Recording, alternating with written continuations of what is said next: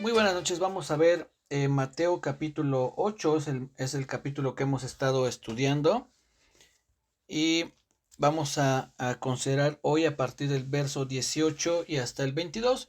Son poquitos versos los que vamos a ver.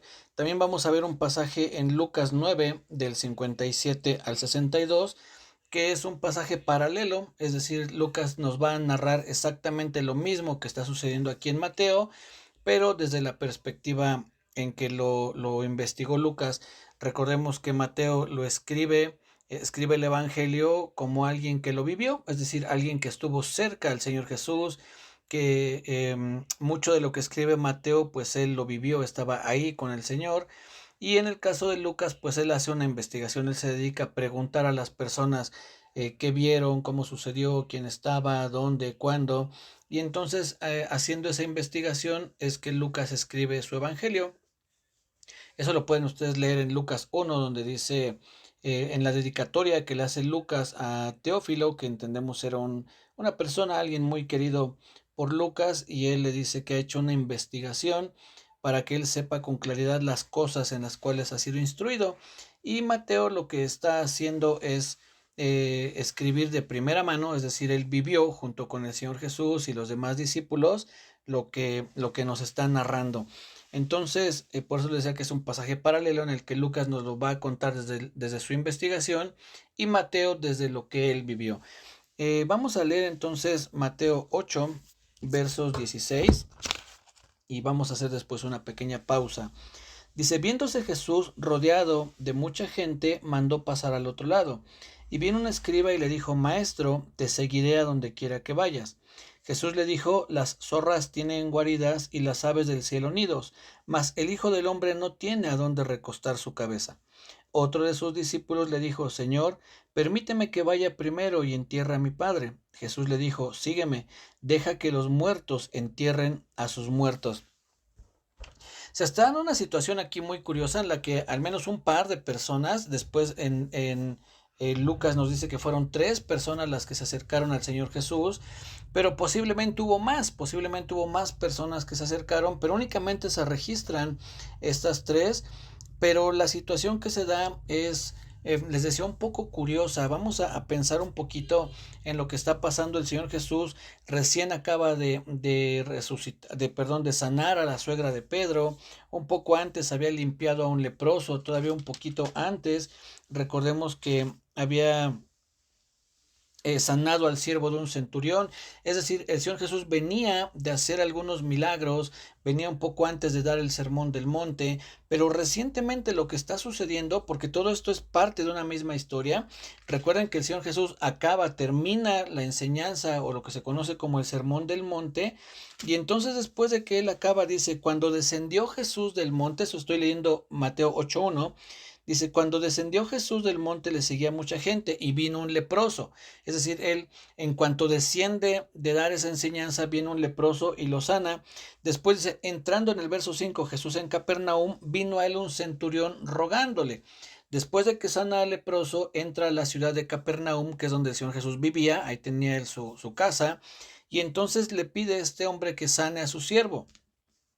Después que pasa todo eso, dice en el verso 14, vino Jesús a casa de Pedro y de ahí sana a la suegra de Pedro. Y al final del verso 17 dice, él mismo, bueno, verso 17, para que se cumpliese lo dicho por el profeta Isaías cuando dijo, él mismo llevó nuestras enfermedades, perdón, él mismo tomó nuestras enfermedades y llevó nuestras dolencias. Todo esto está ocurriendo por lo que podemos leer, está haciendo algo continuo, baja del monte, sana a aquel el leproso, después al centurión, a la suegra de Pedro, y la gente está admirada, la gente está asombrada por la forma en que el Señor Jesucristo enseña, pero no solo por la forma en que enseña, sino por el poder que se manifiesta en él, sanando al leproso, al siervo del centurión, a la suegra de Pedro. Y entonces la gente nota todo eso, la gente ve lo que está sucediendo y de alguna u otra manera las emociones de las personas se mueven, las emociones se despiertan, las emociones se ven afectadas, porque están viendo todo lo que sucede, viene de dar una tremenda enseñanza, está sanando a los enfermos y entonces la gente se emociona y quiere seguir al Señor Jesús. Tanto que un escriba, dice aquí en el verso 19, un escriba le dijo: Maestro, te seguiré a donde quiera que vayas, donde tú andes yo voy a ir tras de ti, voy a seguir cada paso que tú des.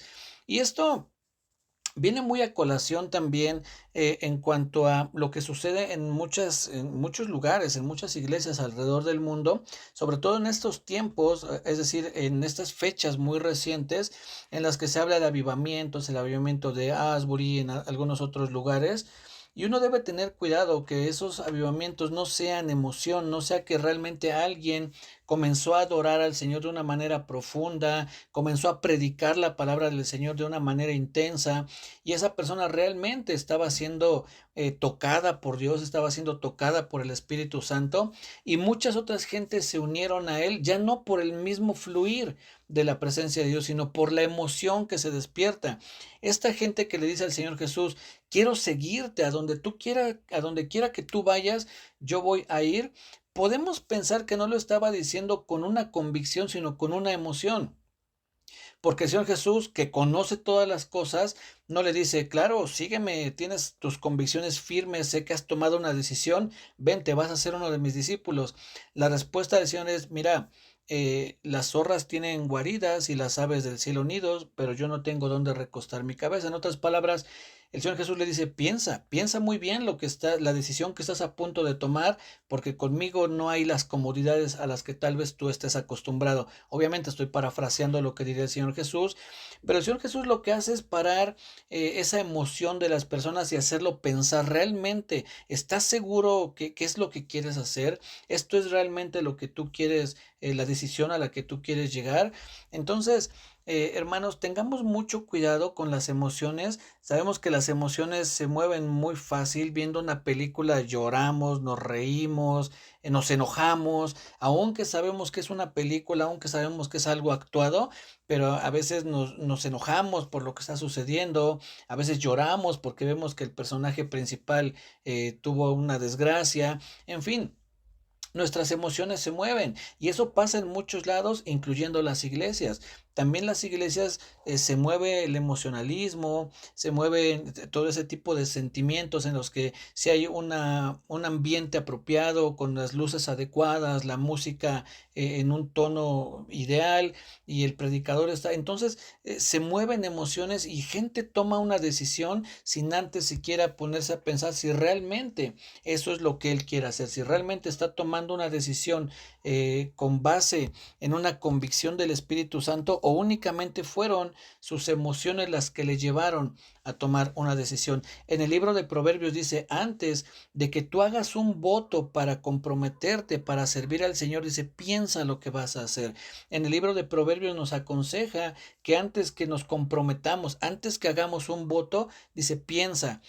Convéncete que realmente estás seguro de lo que estás queriendo hacer. De lo contrario, lo que muy posiblemente va a suceder es que con el paso del tiempo, pues como se dice coloquialmente, te eches para atrás, ya no estés tan convencido de que realmente eso es lo que querías hacer, empiezas a dejar las cosas a un lado, en fin, ya no hay esa aparente convicción, porque no era una convicción, solamente era tu emoción quien te llevaba a tomar decisiones, quien te llevó en algún momento tal vez a estudiar algo, a meterte a algún deporte, quizá a empezar a ir al gimnasio, no sé, hay muchas cosas en las que por emoción nos movemos y entonces tomamos una decisión. Sí, yo quiero estudiar y me voy a meter a estudiar algo en línea o presencial, o a partir de tal fecha voy a meterme a hacer ejercicio, quiero practicar tal deporte, aprender algún instrumento, pero son emociones. Miren, yo me acuerdo que en algún tiempo cuando mis hijos estuvieron estudiando música, mi hijo estaba estudiando la guitarra y mi hija el teclado. Y cada cierto tiempo, cada final de ciclo, del ciclo en el que ellos estudiaban, hacían como una presentación donde juntaban, ensamblaban algún canto, alguna alabanza o lo que fuera, y entonces se presentaban todos los que estaban estudiando ahí, y de repente pues había quien tocaba el violín o el saxofón, o el teclado, la guitarra, la batería. e invariablemente cuando íbamos a esas presentaciones, yo decía, ay, híjole, a mí cómo me gustaría aprender a tocar X instrumento porque quien pasó se oyó muy bonito lo que hizo, la verdad se oye bien padre tal instrumento y yo quisiera aprender. Pero ¿saben por qué me nacía ese deseo de aprender un instrumento? Por la emoción, porque mis emociones se movían al ver cómo otros ejecutan ese instrumento. Yo decía, qué bien lo hace. Y eso sigue pasando a veces hasta el día de hoy cuando de repente veo alguna persona que toca muy bien la guitarra o que incluso dibuja muy bien, hace unos cuadros muy padres, y yo digo, yo quisiera aprender a dibujar de esa manera, quisiera aprender a tocar, pero pasa porque mis emociones se mueven, pasa porque me veo afectado por lo que está pasando a mi alrededor, porque la persona tocó muy bien, porque se juntó con que la persona que estaba cantando también lo hacía muy bien, y tú oyes una voz muy bonita con un bonito instrumento y quieres aprender a cantar como la persona y a tocar como la otra y en fin, se mueven nuestras emociones. Pero yo lo he intentado, no ahora, hace muchos años, aún siendo soltero, cuando era un adolescente, intenté aprender la guitarra, intenté aprender la batería y definitivamente la música no es lo mío. Entonces, hoy en día de repente sigue despertándose ese deseo cuando veo alguna situación como estas, pero es mi emoción, me muevo en una emoción, o más bien se mueven mis emociones y busco tomar una decisión con base en ellas, pero yo estoy convencido, por citar nuevamente este ejemplo, que la música no es lo mío, definitivamente no es para mí, entonces no me queda de otra más que disfrutar a aquellos que lo hacen muy bien, pero ya sé que no puedo guiarme por mis emociones. Y es muy posiblemente lo que está pasando con esas tres personas, dos que menciona Mateo y una más que agrega Lucas, muy posiblemente al ver lo que está sucediendo, al ver la tremenda enseñanza que da el Señor Jesús, los milagros que acaba de realizar, entonces yo quiero seguirlo, yo quiero estar con este hombre, yo quiero ir a donde quiera que él esté, yo quiero estar en el lugar en el que él vaya, ahí quiero estar yo. Y el Señor Jesús les muestra cuál es su realidad. Vamos a ir desglosando un poquito, pero los quiero animar a que tengan cuidado, a que no se muevan por sus emociones. No, no todos los que son, lo digo entre comillas, avivamientos, realmente lo son. Muchos de ellos pueden ser emoción de las personas. Yo no puedo decir si el de Asbury era de Dios o no. Yo no puedo decir si algún otro que haya por aquí sea de Dios o no. Lo que les estoy diciendo es que tengan cuidado, que al menos ustedes tengan cuidado de no dejarse llevar por sus emociones, que ustedes puedan estar seguros que es la presencia de Dios quien se está manifestando, porque la presencia de Dios, más que hacerte sentir bonito, más que hacerte llorar, más que tirarte al piso, va a transformar tu vida. Si después de que tú te caes y te levantas, sigues siendo la misma persona y sales a la calle y te peleas con el que te atravesó en el semáforo y le contestas mal a tus papás o te peleas con tu esposo o quien sea, con quien puedas estar cerca, entonces realmente no fue una obra plena de Dios. No estoy diciendo que no sea Dios, pero no fue todo lo que tú creíste que era Dios, realmente no era Dios, porque insisto, el apóstol Pablo en una de las cartas que escribe a los Corintios les dice, voy a ir a verlos y quiero ver a esos que dicen que tienen el poder de Dios, ver si realmente, parafraseando nuevamente lo que dice el apóstol Pablo, a ver si realmente sus vidas reflejan el poder que dice que tienen. Y después sí, menciona esta frase que hemos oído muchas veces y que se ha sacado de contexto, que dice, porque el reino de Dios no consiste en palabras, sino en poder. Pero no se refiere al poder para hacer milagros, porque recuerden que el Señor Jesús en las enseñanzas que dio y que ya estuvimos viendo, Él dice, no todo el que me dice Señor, Señor, entrará en el reino de los cielos. Y después dice, recuerden, muchos me dirán en aquel día, en tu nombre echamos fuera demonios, hicimos muchos milagros, profetizamos, y el Señor les dice, nunca, o les va a decir, nunca los conocí. Entonces, quiere decir que el hacer milagros, señales, hablar en lenguas, profetizar, no necesariamente es un indicio de que tu vida espiritual está bien. Un indicio de que tu vida espiritual está bien, que tu vida espiritual está bien, son los cambios que puedes ver en ti. Te das cuenta cómo ya puedes controlar mejor tu carácter. Tal vez seas una persona de carácter fuerte. Te vas a dar cuenta que aunque ese carácter por dentro estás que hierves, por fuera lo puedes controlar, puedes guardar silencio ante ese momento en el que quisieras decir muchas cosas, puedes controlar la manera en que reaccionas actúas con sabiduría, no te dejas llevar por el impulso, no contestas a la primera, no estás planeando maldades, estás buscando edificar y no destruir, estás buscando unir y no dispersar. Son muchas cosas en las que tú debes de darte cuenta si realmente hay un avivamiento, digámoslo así, en tu vida. El avivamiento tiene que comenzar en el interior. Cuando te das cuenta que tu vida está siendo transformada por el poder de Dios, más allá de que puedas sentir o no bonito, de que puedas o no caerte. Hermanos, les he compartido lo siguiente: nosotros no debemos dejarnos mover por lo que sentimos, sino por lo que sabemos. Puede ser que tú no sientas nada, pero si la Biblia dice que Dios está contigo, eso es por lo que tú debes moverte, porque sabes que Dios está contigo. Aunque me digas, hermano, pero no siento su presencia, no importa. ¿Sabes que está contigo? Sí. ¿Por qué lo sabes? Porque la Biblia lo dice. Ah, bueno, quédate con eso. Muévete por lo que sabes, no por lo que sientes. Mucha gente puede sentir bonito, caerse en una administración, puede llorar, puede temblar, puede correr, puede hacer muchas cosas, pero si después de eso su vida no está teniendo cambios, entonces solamente son sus emociones. No digo que no sea Dios. Lo que estoy diciendo es que esta persona se está moviendo por sus emociones y no está dejando que la obra de Dios realmente actúe en él. Ahí es donde nosotros podemos darnos cuenta si ese avivamiento viene de Dios, cuando la gente es transformada, cuando la gente sale a predicar el evangelio, cuando en el libro de los Hechos nos narra lo que sucedió en Pentecostés. La, la, lo primero que sucede después de que viene el Espíritu Santo, llena a todos con su presencia, la gente entra, se asoma a ver qué está pasando y dicen, ah, no, déjalos, es que están ebrios. Lo primero que sucede es que el apóstol Pedro se levanta y les predica, no les dice, vengan, pasen aquí al frente para que les ministre, ahorita voy a orar por todos ustedes.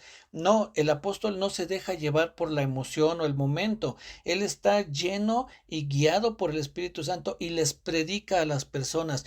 Y es tan poderosa su predicación que 3,000 personas se convierten en esa primera predicación, donde lo que el apóstol Pedro hace es citar las escrituras, interpretárselas y hacerles ver el mensaje del evangelio. Eso es un avivamiento. Cuando ese hombre se levantó y predicó del evangelio, los guió al arrepentimiento, la gente se convirtió y al menos 3,000 personas se convirtieron en la primera predicación del apóstol Pedro. Entonces, si ustedes ven avivamientos aquí o allá, noten si ese avivamiento es una hoguera que está prendida en ese lugar, pero no sale al exterior.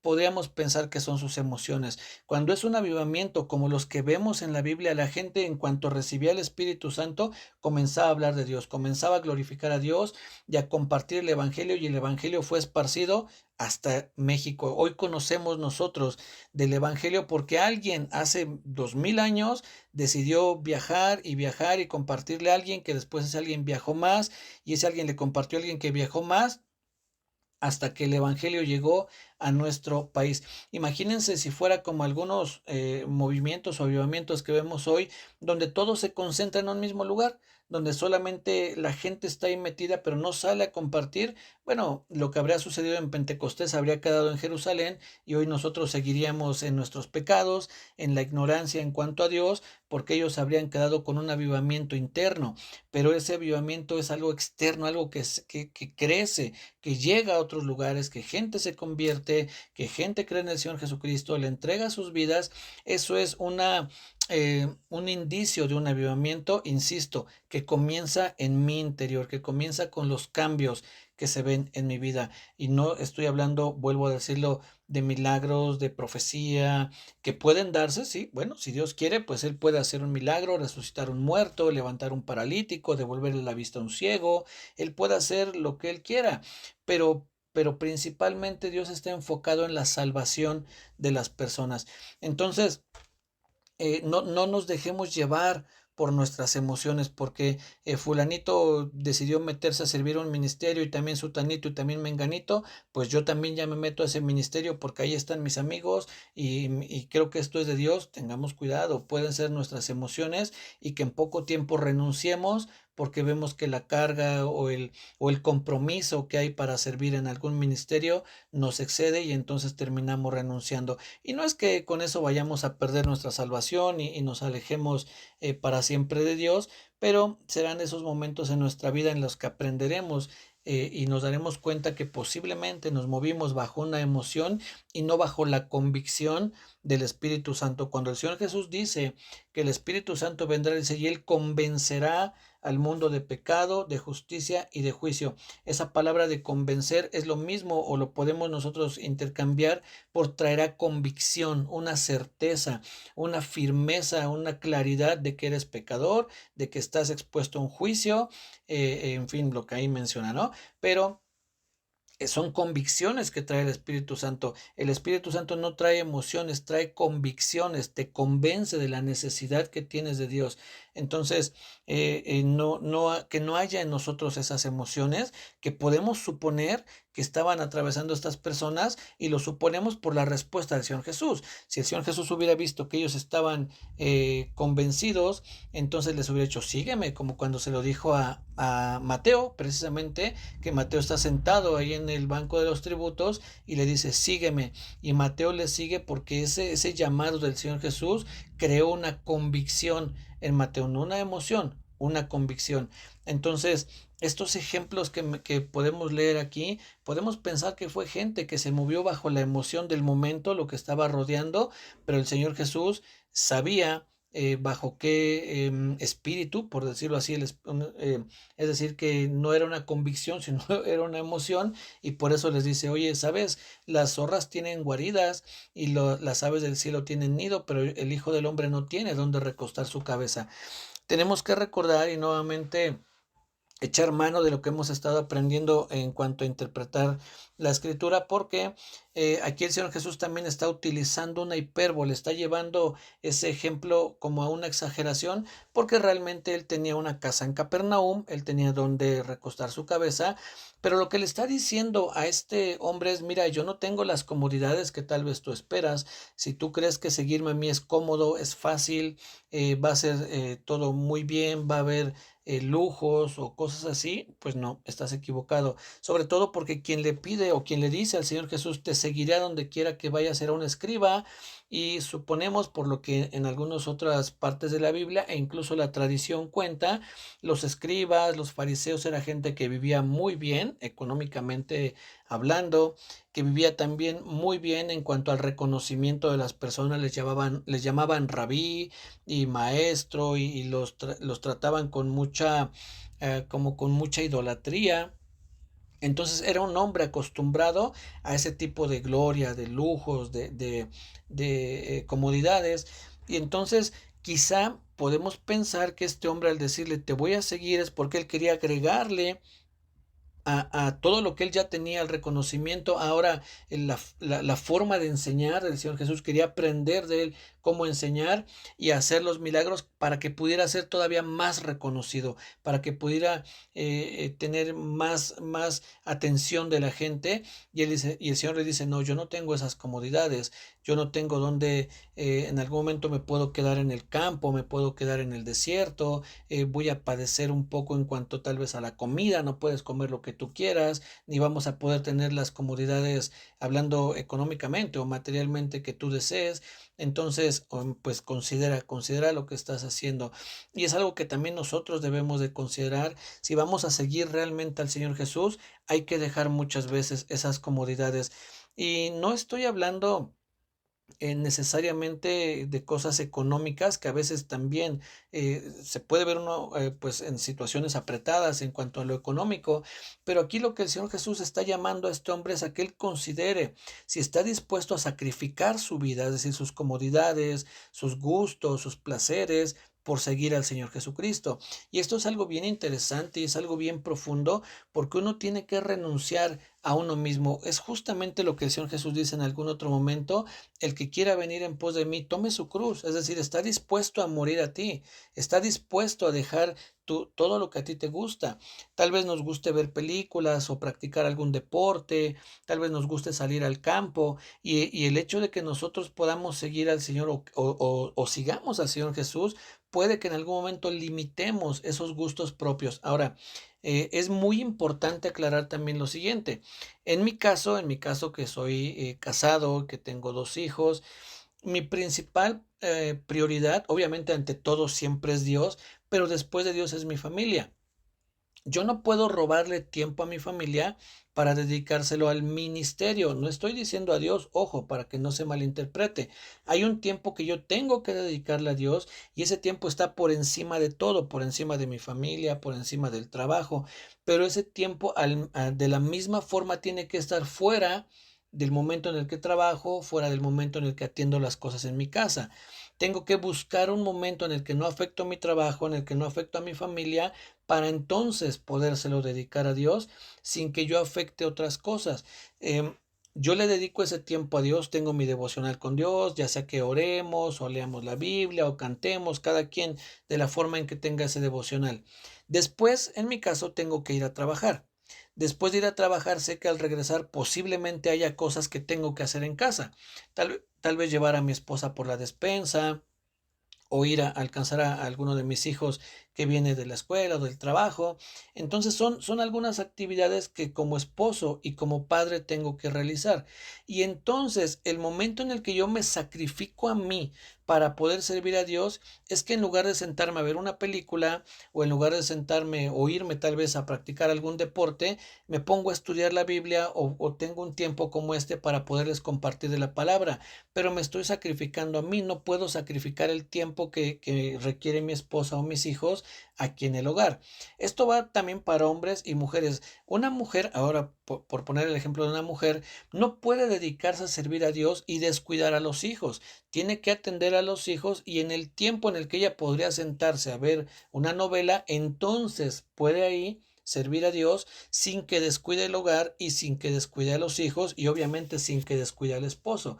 Entonces, lo que uno tiene que sacrificar es el tiempo en el que uno le dedica a las redes sociales o a los deportes o a ir a ver al amigo o a la amiga. Entonces, ahí sí yo puedo disponer de mi tiempo, sacrificar mi tiempo, pero yo no puedo decir a mi esposa: ¿sabes qué? Tú vete en combi a hacer las compras, el mandado, porque yo tengo que estudiar. No, yo tengo que acompañarla, ayudarle a cargar las cosas, ayudarle a lo que tenga que hacer, y entonces después que regreso, a lo mejor ese día quería llegar a ver el fútbol, pues ni modo, no lo veo, pago la tele y me pongo a estudiar. Ahí es donde yo sacrifico mi tiempo, donde yo me sacrifico a mí, donde yo tomo mi cruz. No es que yo le diga a mi esposa: ten, tú toma mi cruz, y es decir, tú sacrifícate, tú vete caminando al súper mientras yo me quedo estudiando.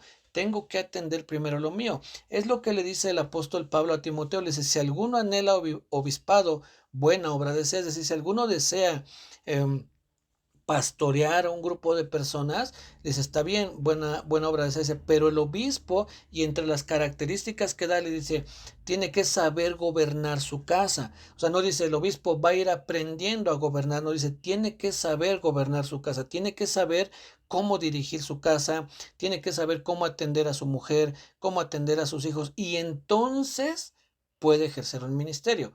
Si tú no sabes gobernar tu casa, si tú no, como hombre o mujer, ¿no? Es decir, la mujer de alguna manera comparte con el esposo la responsabilidad del hogar, sabiendo que la mayor responsabilidad es del varón. Pero si ni el hombre ni la mujer saben llevar a cabo los roles que les corresponden en su hogar, entonces no están preparados para un ministerio. Primero, bajo las palabras del Espíritu Santo a través del apóstol Pablo, tienes que aprender a gobernar tu casa, y entonces puedes dedicarte al ministerio. De lo contrario, estás violando un mandamiento que la Biblia dice, y las cosas, aunque aparenten estar bien, aunque parezca incluso que tu ministerio es exitoso, por decirlo de alguna manera, pero estás faltando a los mandamientos de Dios. Entonces, Hay un sacrificio, sí, pero el sacrificio es personal. Yo no puedo, insisto, sacrificar a otras personas o el tiempo de otras actividades. ¿Cómo me vería yo que le dijera a mi esposa, ¿sabes qué? Esta semana no voy a ir a trabajar, no voy a ir al trabajo porque voy a quedar a leer la Biblia y a estudiar. Eso delante de Dios está mal. Dios me diría, no, vete a trabajar y en tus tiempos de ocio, en los tiempos en los que quieres ver la tele o hacer otra cosa, ahí aprovéchalos para estudiar, pero yo estaría descuidando mi responsabilidad como proveedor del hogar con la justificación o pretexto de que estoy sirviendo a Dios. Pero en un momento a la iglesia en Tesalónica, los hombres, hablando de los varones, decían, pues ya no hay que trabajar, ya el Señor ya viene, el Señor Jesucristo va a regresar por segunda vez, entonces pues no hay que trabajar, aquí nos esperamos y a que el Señor venga. Y el apóstol por eso les escribe y les dice, no, sí el Señor viene, pero ustedes pónganse a trabajar y el que no trabaja, entonces que no coma. Eso lo dice ahí en Tesalonicenses. Nos enseña que tenemos que trabajar, que tenemos que atender las cosas. Sí sacrificarnos, sí tiene que haber sacrificio, pero no puedo sacrificar las prioridades, no puedo dejar de ir a trabajar por atender el ministerio. Ojo que no estoy diciendo a Dios.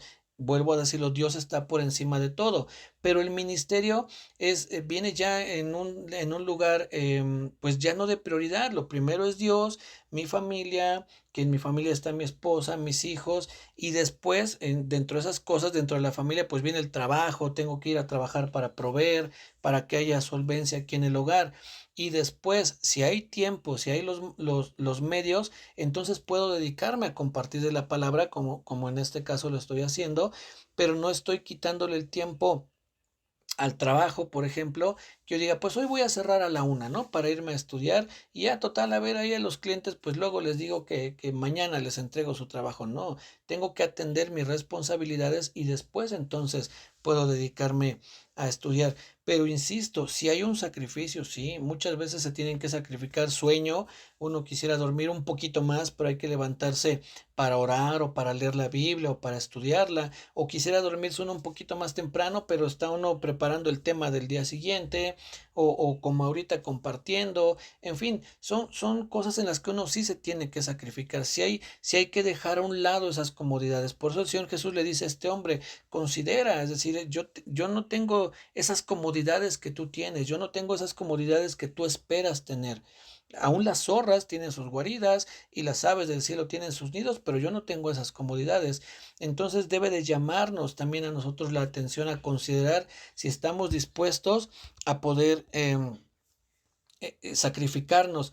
En algún momento el Señor Jesús también enseñando les dice, nadie que quiere comenzar a construir, dice, construye así de la nada. Dice, es necesario que primero se siente, haga cuentas de todo lo que va a gastar y vea si le alcanza. Si te alcanza para construir, hazlo. Pero si no te alcanza, dice, no lo hagas porque te vas a quedar a la mitad y entonces la gente se va a burlar de ti. Y está hablando, eso viene relacionado también en cuanto a seguirlo. Siéntate y realmente piensa si estás dispuesto a seguir al Señor Jesús o es tu emoción. Te moviste por tu emoción, porque tu amigo te comentó que estaba yendo a una iglesia o que estaba sirviendo en algún ministerio y tú decidiste meterte y después te das cuenta que pues no es tan fácil, que no es lo que tú creías, que no es lo que tú querías y entonces terminas renunciando porque no había una convicción, había solamente una emoción.